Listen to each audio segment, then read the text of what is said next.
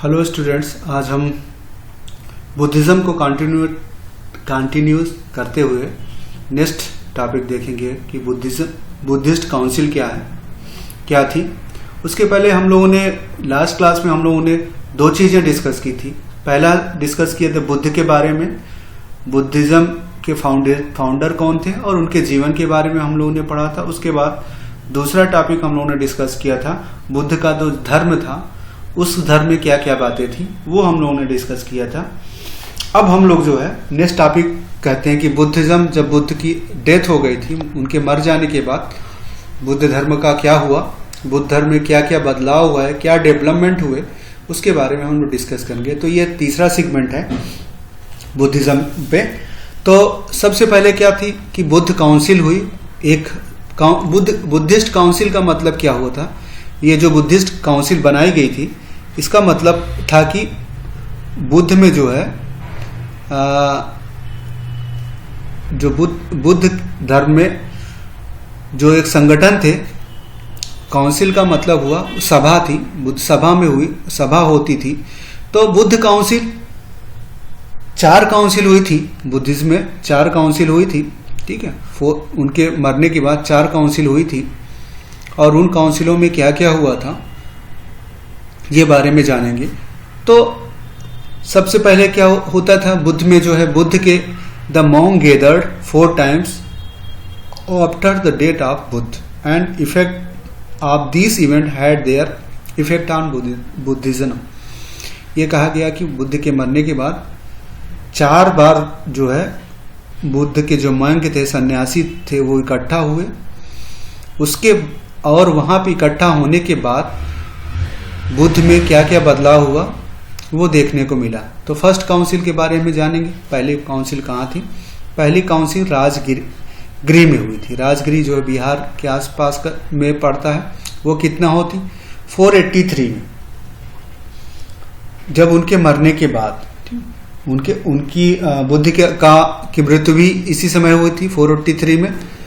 तो उनके मरने के बाद ये काउंसिल राजगिरी में, उसके चेयरमैन कौन थे? अध्यक्ष थे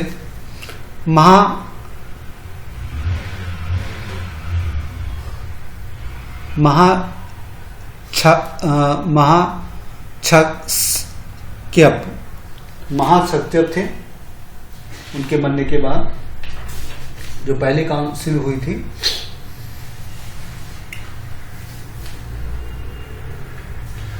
और उस समय जो है ये महाकश्यप था।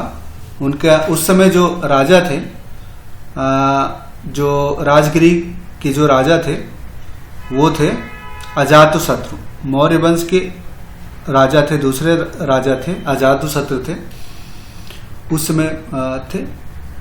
Divided the teaching of Buddha into 2 part. जो बुद्ध के बताए हुए बात थे, उनके जो उपदेश थे, उसको 2 भागों में डिवाइड किया गया। सारे उन भागों को क्या कहा गया? पीटक कहा गया। जो 2 भाग थे उनको क्या किया? पीटक। पहला था विनय पीटक, पहले को विनय पीटक कहा गया, दूसरा को सुत्त पीटक कहा गया। पहले को विनय पीटक कहा गया, दूसरे को सुत्त पीटक कहा गया।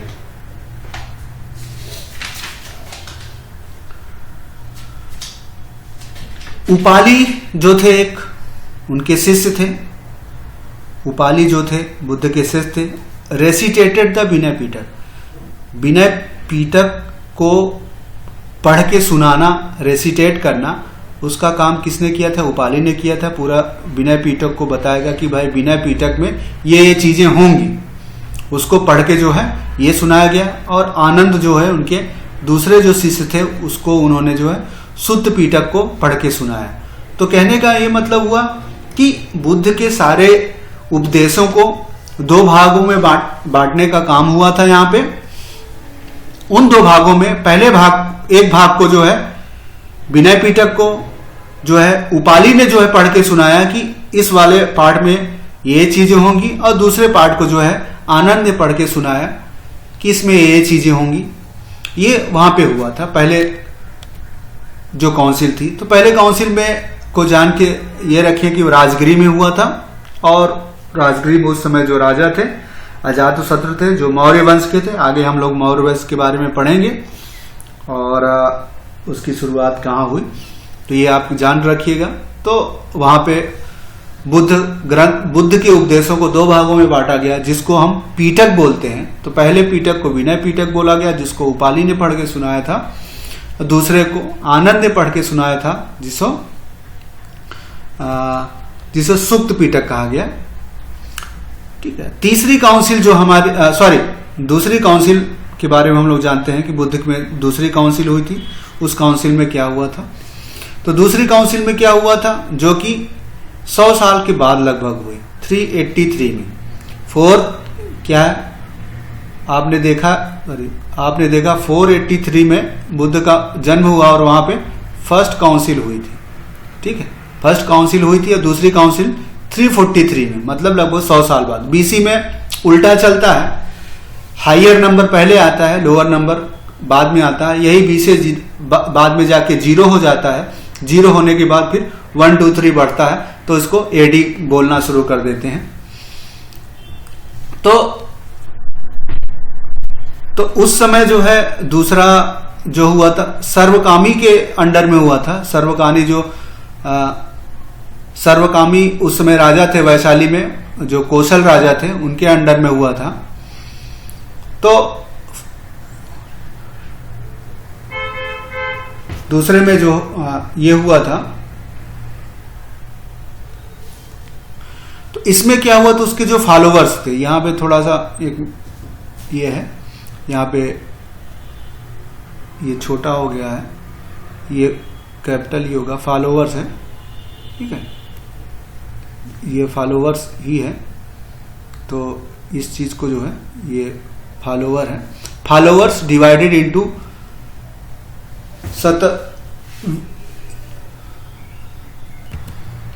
तो वैशाली में जो हुआ था उस समय उसकी अध्यक्षता किया था सर्वकामी ने, उसकी अध्यक्षता की थी। और उस समय जो है सर्वकामी अध्यक्षता की थी, जो कि वो किंग थे, कोसला के किंग थे। लेकिन उस समय जो राजा थे वो थे कालाशोक थे। वैशाली में उस समय जो राजा थे कालाशोक थे। और बुद्ध धर्म दो भागों में बटा। एक का नाम था अस्थावीर था, अस्थावीर मदीन था, अस्थावीर मदीन एक भाग में, और दूसरा महासंघिकास, दूसरा महासंघिकास में बढ़ गया। मतलब बुद्ध धर्म दो भागों में बढ़ गया, एक अस्थावीर मदीन में बढ़ गया, दूसरा महासंघिकास में बढ़ गया। थोड़ा सा प्रकृत भाषा के शब्द हैं तो उनको प्रोनाउंस करना थोड़ा सा कठिन होता है। हिंदी भाषा के भी नहीं, इंग्लिश के, तो प्रकृत भाषा के हैं तो उनको प्रोनाउंस करना थोड़ा सा कठिन होता है। तो पहले में जो है बुद्ध के उपदेश को दो भागों में बांटा गया और दूसरे काउंसिल में बुद्ध धर्म दो भागों में डिवाइड हो गया। अब देखते हैं तीसरा पार्ट में क्या होता है। थर्ड काउंसिल पाटलिपुत्र में होती है 250 बीसी में। उसके अध्यक्ष थे मोगलीपुत्र तिशा, उसके अध्यक्ष थे मोगलीपुत्र तिशा थे, मोगलीपुत्र तिशा थे। और उस समय राजा कौन थे? अशोक थे। इसमें जो राजा थे काला अशोक थे, काला अशोक थे।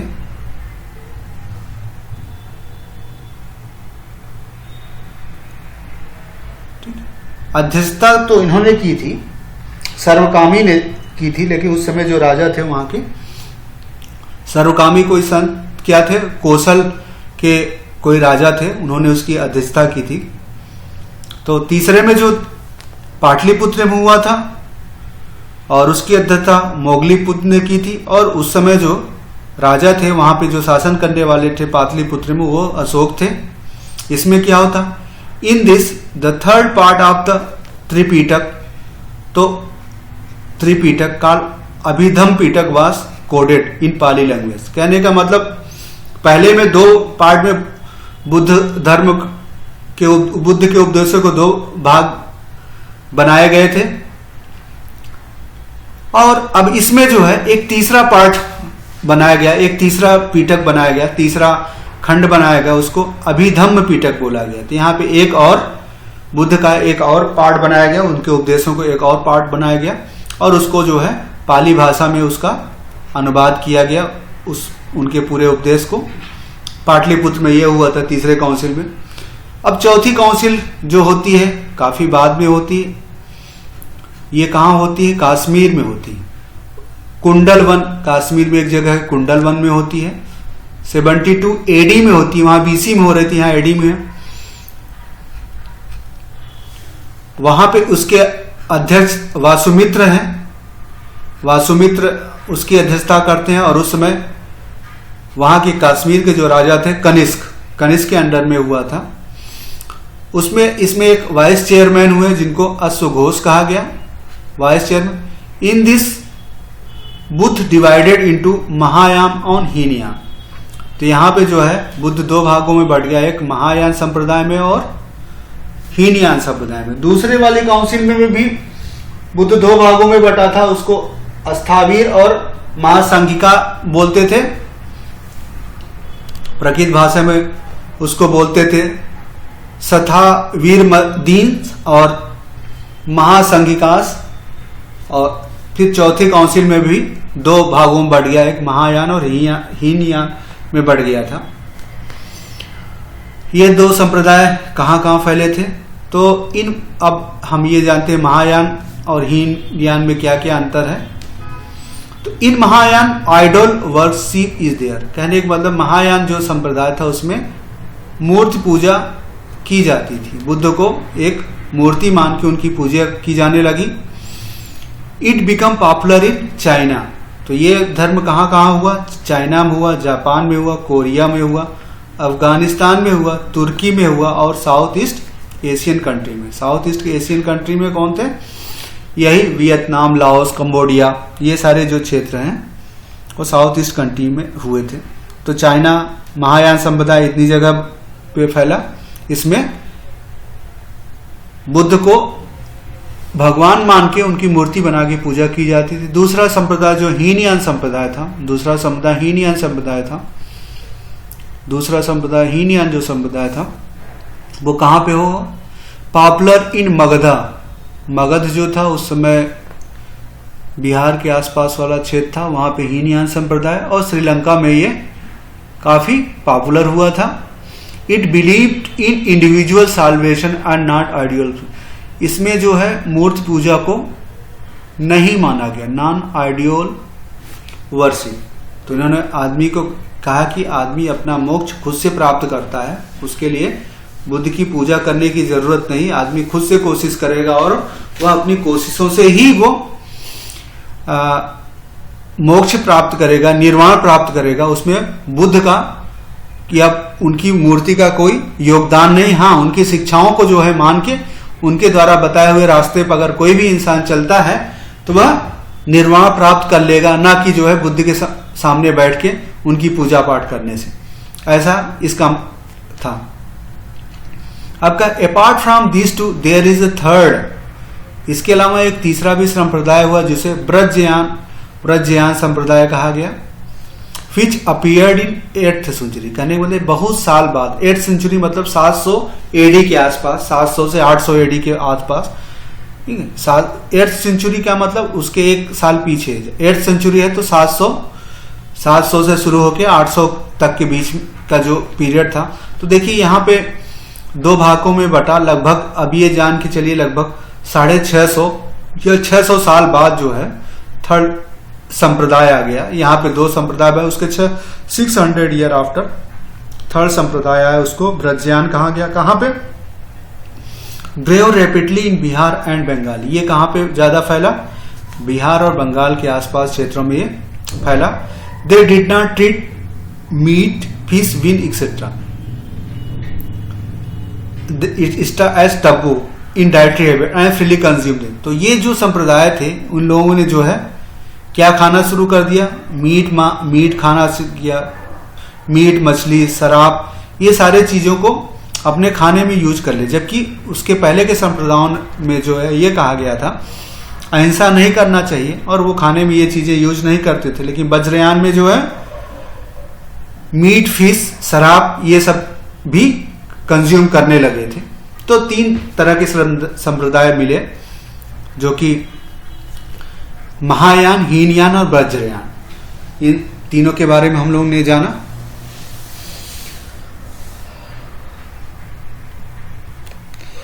अब हम इसके चौथे सेगमेंट पे डिस्कस करते हैं कि हमारा बुद्ध में कौन कौन से साहित्य थे। इसके पहले हम लोगों ने त्रिपिटकों की बात की, 3 पिटक बन गए थे। उसकी बात हम लोगों ने की, 3 पिटक जो थे। इसके बाद जो है हम लोग डिस्कस करते हैं, 3 पिटक थे।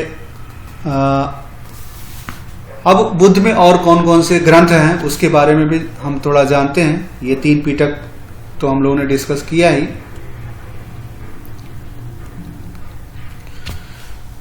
इट इज पाली लैंग्वेज, कहने का बुद्ध जो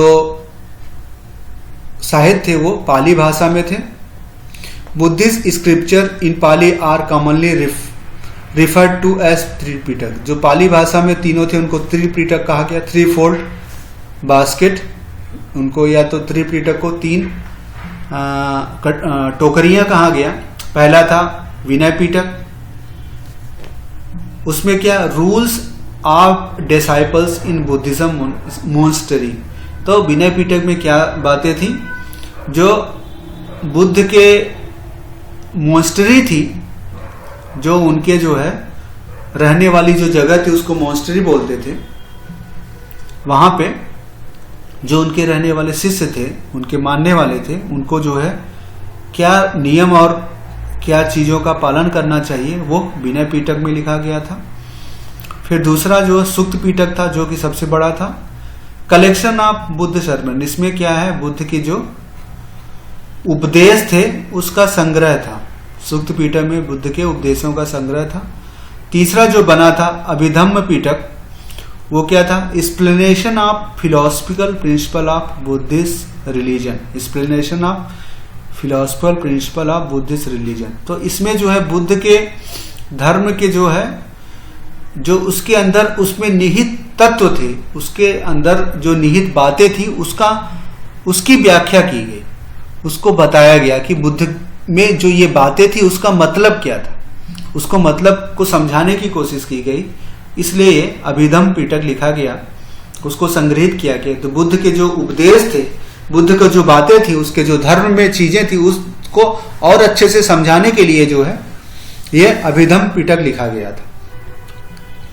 इसके बाद नेक्स्ट टॉपिक जो है क्या है, बुद्ध में स्तूप और विहार होते थे, इनका क्या मतलब होता है, स्तूप और विहारों का क्या काम था। तो स्तूप के बारे में, स्तूप्स रेलिक्स ऑफ बुद्ध। तो बुद्ध के स्तूप में जो बुद्ध के जो रेलिक्स थे, रेलिक्स मतलब बुद्ध के मरने के बाद जब उनको जलाया गया था, तो वहां पे उनके जो जलाने के बाद जो उनके मिट्टी थी, उनके जो राख थी, उसको ले जाके कई जगह बांटा गया था। उसको बांटने के बाद उसको हर जगह रखा गया था, और जहां पे उसको एक कलसे में रख के रखा जाता था, उसी के ऊपर स्तूप बनाया जाता था। एक तरह से उनकी भस्म पे, उनके मरने के बाद जो उनकी राख थी उसके ऊपर एक जगह रख के उसी के ऊपर स्तूप, एक स्ट्रक्चर बनाया जाता था गोलाकार में। उसको जो है, उसको बुद्ध सबसे बड़ा क्या था, Sanchi stupa was the build by Ashoka. तो उसमें एक सांची जगह है, उसको जो है काफी फेमस है, सबसे बड़ा स्तूप है। उसको जो है एमपी में पड़ता है, वो विदिशा डिस्ट्रिक्ट है एमपी में, वहां पे है, वहां पे अशोक ने बनवाया था। विहार होते हैं, दूसरे स्तूप के बाद विहार है। स्तूप में क्या होता था कि बुद्ध के अवशेष रखे जाते थे, स्तूप में बुद्ध के अवशेष होते हैं। और विहार क्या है, रहने की जगह, रेजिडेंशियल प्लेस ऑफ बोथ। तो विहार में क्या है, रहने वाले जो उनके भक्त थे, जहां पे वे रहते थे उनको विहार बोला गया था। वहां रहने वाले, उसको कुमार गुप्त ने बनवाया था। Kumaragupta one, Vikramshila Vihara in Bengal was constructed by Dharmapala. तो धर्मपाल ने जो है विक्रमशिला विहार जो बंगाल में है उसको धर्मपाल ने बनवाया था। तो स्तूप और विहार में डिफरेंट ये है, स्तूप में जो है बुद्ध के अवशेष मिलते थे और विहार में जो है बुद्ध के जो अनुयायी होते थे वो वहां पे रहते थे। विहार दोनों एक दूसरे के पास होते थे, बुद्ध में उनकी अवशेष होते थे, उसी के पास विहार उनके डिसाइपल्स उनके रहने वाले लोग बिहार में रहते थे। ये चीजें हैं। अब बात यहां ये होती है कि बुद्ध का जो धर्म था वो डिक्लाइन क्यों किया, क्या कारण थे बुद्ध के खत्म होने। क्योंकि आज इंडिया में भी बुद्ध धर्म बहुत कम जगह पे है, बुद्ध के मानने वाले भी कम ही हैं, लेकिन आज भी जो है चाइना में, जापान में, कोरिया में,